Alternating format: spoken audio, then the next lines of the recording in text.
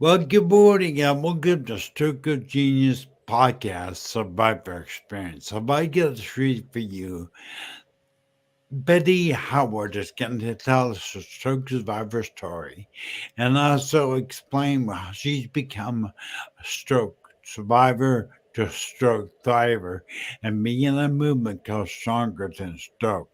So, let's get into it.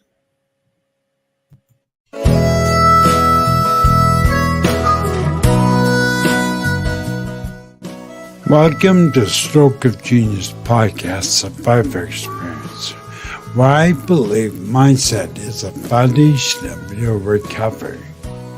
I'm your host, Aaron Avila, a 13-year post-survivor of a brain aneurysm and stroke. Join me now as I share survivor stories of resilience and triumph around the globe. Okay, hey Betty, we'll go. We'll Hello. find out. I'll get a hold of the team, find out why that's stagnant. I don't have no idea. But welcome to the podcast, Stroke of Genius podcast, Betty. Thank you for having me. We only have 30 minutes together, and I really want to maximize that time. So please introduce yourself and tell people who you are, where you're from, that type of thing. Introduce yourself. Sure. I'm Betty Howard. I'm from Southern California, and I became a stroke survivor in May of 2018. I had a brain bleed, and that is what started my whole journey on, as Aaron was saying, stroke survivor to stroke thriver. There is a big difference, Betty, in my book, between a stroke survivor and a stroke thriver. There are many other people out there. I'm doing what I do, me serving the stroke community. I see many stroke survivors have a stroke, and their life stops, and they just survive, and you become a thriver. But let me get in. I want people to hear a little bit about your story. So, did you have any P warning signs for your stroke? I did. I did. I think I definitely was one of those people who had warning signs and found reasons to find excuses of why those things were happening. And when I realized, like, no, this is more serious, then I did go to the doctor. I was having numbness down the left side of the arm and left side of the leg, and I was having migraines. So I did go to the doctor, but it wasn't my primary. And, you know, it was just kind of like, if this keeps happening, go to your primary type of thing. And one thing I do want to say to stroke survivors or people who haven't experienced stroke, or just maybe are starting to deal with some kind of health issue or warning sign themselves, be your own advocate when you know your body the best. So if there's something different, there's something off, push to get a scan, push to get more testing done, because I was having clear warning signs. If I would have had a CT scan or an MRI, they would have saw a brain bleed at that time. Mine was a slow bleed, so mine was bleeding and stopping, bleeding and stopping. So it would have shown up on the scan. My body unfortunately wasn't able to handle, you know, what was going on, and that's what caused the stroke. So you had to see me. I went to ER. Was having headaches. Yeah, Before my brain aneurysm exploded in my brain. yeah, But a bleed is very similar, except I had a hemorrhage where you're slowly migrated from the inside of the vein to the outside of the vein. right. But listen to your body, people. Listen. Betty didn't. I didn't. I went to the ER like you did. I went 4 times. My headache was so bad.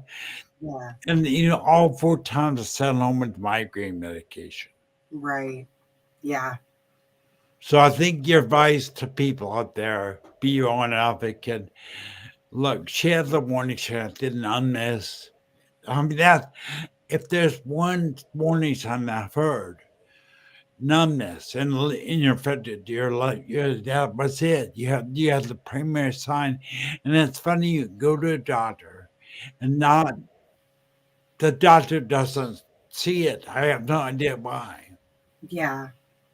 And sometimes it is how you look, and you look healthy, you're talking fine, um, you're young, right? So they look at those things and say, oh, there's no risk here.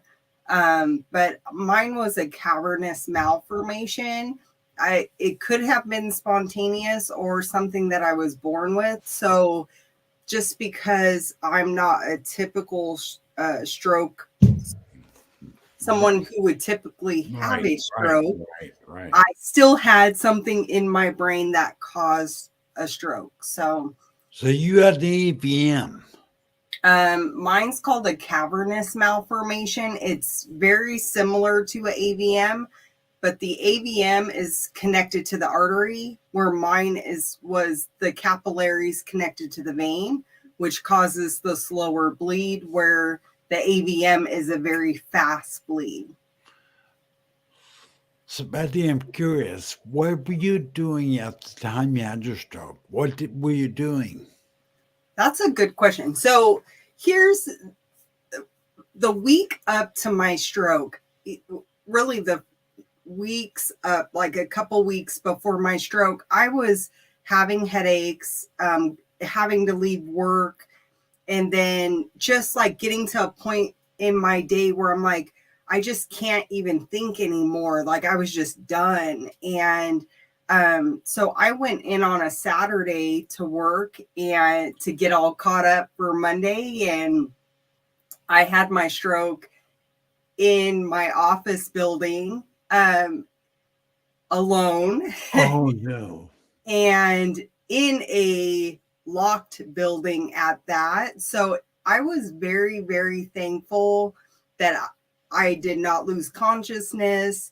I was able to call 911 Really? myself. Hmm. Wow. So, and I was able to exit out the doors so they could meet me in the courtyard versus having to try to get into the office building. So, my whole situation, I was very fortunate on how it happened. Definitely with being alone at the time. Wow, you were really fortunate there. Yeah, 'Cause time means brain loss. I mean, it it does. does. Yeah, it goes. So I'm curious, wow, what would I have to ask you, what is the most difficult thing you struggled with? Yeah, as a younger stroke survivor, what was it? I'm I struggled with all of it. All right. Really. Yeah. I struggled with the fact that my body was different. I have left side hemiplegia, and so that was different. The amount of energy I had was different. How I could be a mother and a partner was different. I wasn't able to go back to work. So that was different. I'm someone who very much takes pride in the work that I do and the work that I was doing then. So for me, there was a lot of loss. And that is what I was the hardest part for me to handle was I felt like I'm losing everything and there's nothing I can do about it. Oh boy, I remember that feeling of darkness, the feeling of being alone, the feeling of being different. Then you must be, how old were you when you had your stroke? I was 39. So I That's, didn't even get to hit that's the yeah. 4-0. Like, when you hit those milestone birthdays, that's kind of a big deal. And my 40th birthday was 3 months after my stroke. And keep in mind, I was in the hospital for 2 months. So I was only home 1 month before my 40th birthday. So, not the best way to bring in that milestone birthday, but I was here. So, that I'm thankful for. I am just amazed. I'm going to say this again because I said earlier, you became stroke survivor. I told you in my book, there is a difference between a stroke survivor and a stroke thriver. A stroke survivor kind of like treads the water in the ocean and Yep. survive, just do anything more, just Yes. stays alive. But then there's stroke thrivers where they actually use that stroke like I have, like you have, Yeah. and do something with to help people. And that to me is stroke thriver. So I want to know a little bit about what you do after going through this dark period. They Yeah. call it the 5 stages of grief. Because you Oh, are yeah. losing something, you're losing yourself. And if Yes. anybody wants, you go to Stroke TV Media on YouTube and check out the podcast today about the 5 stages of grief, because I believe it. Every stroke survivor goes through it. Betty went through it. I went through it. I know every stroke survivor I know went through it. But I bet it now you're doing something with the stroke. You're Right. helping people. You're doing stronger than stroke. And you and I met on Instagram because I was amazed at what you're doing. So tell me about stronger than stroke. What is it? Absolutely. So, first, I do want to say, talking about surviving, I was surviving for Right. my first 3 years. I was still having brain bleeds. And then in 2021, I had brain surgery. So, from 2018 to 2021, all I was doing was surviving, literally. And what I want to say about that is that's okay. There is going to be a time period after your stroke that all you can do is survive. Survive that day and get to the next one, and survive that one and get to the next one. But the good news is there is light, there is hope. You will get better. It does take time, but Aaron and I are proof that it does get better, and you can go from just surviving to thriving. And so for me to thrive, I had to do something with this. I didn't want my experience to go to waste, and I feel like it would have went to waste if I just kept it to myself. And sharing my experience, sharing hope, um, is my mission, to show people what is possible, that you can go through life. You can have disabilities, whether they're seen or unseen disability, and still thrive in life and still enjoy life, like truly enjoy life and have fun and do things. And I shared recently, this is a big accomplishment for me. So prior to my stroke, I was going up. It's called Mount Rubidoux. It's in Riverside, California, and it's a big deal in Riverside. And from the car up the mountain back to the vehicle was 4.5 miles. And I always wanted to do it again because I did it before my stroke. And like I said, my first 3 years, I was just surviving. There was no way I was getting up that mountain, but I thought about it. And I'm like, one day I'm going to do it. And this past December, I did it. And I'm 5 years post stroke, but never give up on your goals. And know that if you put time and effort into what you want to accomplish, you will accomplish it. Well, it looks like you have a fan out there already, Betty. Neil Engel is out He there. Yeah, he's quite amazing. He had a stroke and then ran a marathon after. And wow, just going back to when you put your mind to a goal, you can meet those goals. That is amazing. Yeah. I flip. I don't want to make it seem easy because I think Betty you bring up a really good point. Yeah. It's not easy to go from stroke survivor to Right. survivor. I don't want to make it sound like it's easy. I Right. will say it is a decision, and you have to set your intention on saying, I'm going to be stronger than stroke." Yes. You Yeah. do have Because to, yeah. stroke came to take me out. It literally, like, take me out of this world. And I lived through that. And I lived through the 3 years of brain bleeds. And I'm here for a reason. And I just decided that, talking about the grief, I was in denial for a long time. I'm like, this is just going to go away. No, it doesn't go away. You have to take it on head first. Like, you have to take that on, and you do have to make a decision. And that's where Stronger Than Stroke came from. I am stronger than stroke. The thing that tried to take me out of this world, I will be stronger than that. And I will be here and make a difference. Mentor, I love your attitude. See the energy of 'em. So people know I met Betty on Instagram as a mentor. Mhm. And she didn't know I was watching her going, man, there's just something different about this girl. She is stronger than stroke. And you just heard it. Set your decision. Make your decision. Yeah. I'm going to be stronger than stroke. I put in the description, you want to see Betty's website. I put a link to the Stronger Than Stroke website. And I want to tell everybody, encourage any stroke survivor out there, what we do, what Betty does, what I do. We are just saying we're stronger than stroke, and we're not going to let it take our lives. And sure enough, you, stroke survivor, if you're just living a survivor life where you day in and day out, it hasn't changed for years.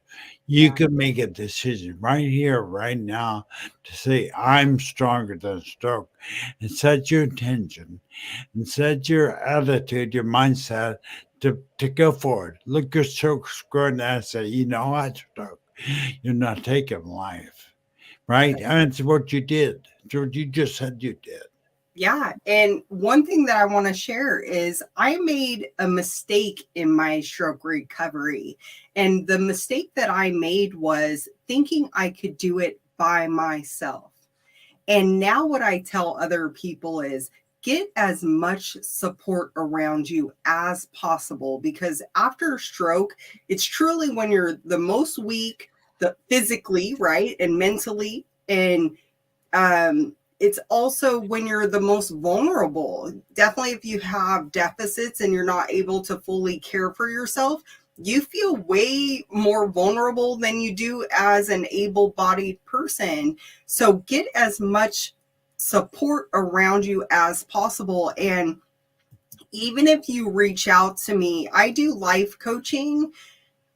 And the reason why I chose to do this is something I chose to do after my stroke, is I just believe sometimes people need other people to believe in them and show them and tell them what is possible, and have them see that for themselves through doing actionable steps, small ones at a time, and build on that and build your confidence after stroke. I think that's a huge thing that has to happen.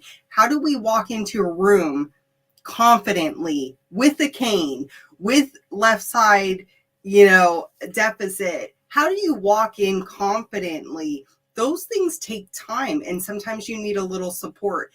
I offer life coaching, but I know so many other people who have other options, different type of coaching, health and wellness coaching. I don't do health and wellness. I do life coaching.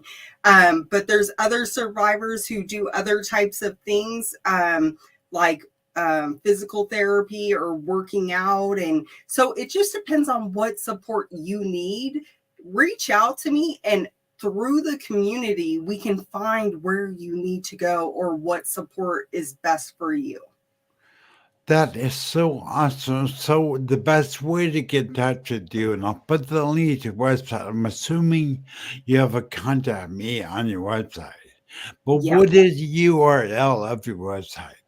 it's strongerthanstroke.com. Oh, well, that does get easy, people. Oh, Stronger yeah, it's than so stroke. easy. Everything to get a hold of Betty is Stronger Than Stroke. If you Google Stronger Than Stroke, if you look on TikTok, Instagram, YouTube, everything's Stronger Than Stroke. So it'll all lead you to me. And I'm not about wanting to be the person who supports you. I want to find the best support for you. You can't ask any more than that, really. Yeah. I just realized you're a stroke coach, and so TV Media is building a division called Empower Stroke Coaches, and Yes. I have two now. I have two, Melissa Troop and Corinna. I forgot Corinna's last name, but you and I need to talk about Okay. that because people, you could not do stroke alone. Betty's Yeah. so right. I'm so glad she brought that up because you could not do it alone. Yeah, and you don't have to do it alone. And the great thing is have support until you feel stronger than stroke and then you're like, "Bye Betty, I'm good," you know? And Uh-huh. that's where I want you to get to a place that you feel confident, you feel strong, you feel resilient. You're like, "I have this. Now I can do this." But early on, or even down the road, it took me a long time to get to the place that I am today, but you don't have to do it alone, and you really shouldn't do it alone. Yeah, and you don't have to really. Right. Exactly. None of us could. But let me pause for a minute and give a shout out to my sponsor affiliate, which is Sure. Streamyard, which we're using right now. And I miss Streamyard. I've tried almost every live streaming service out there. And Streamyard's the best one I've seen out there. I've used. And I've used several. I'm not going to mention names. But take a look. I'll put a link in the description for you to sign up for StreamYard. You can try them out. They have a free account, which I'm using right now. And you can use a free account to got you, and you can stream to YouTube like I'm doing now. And then also, I'm going to play the commercial I made for his other, but sponsor. Hold on. Uh, Perfect.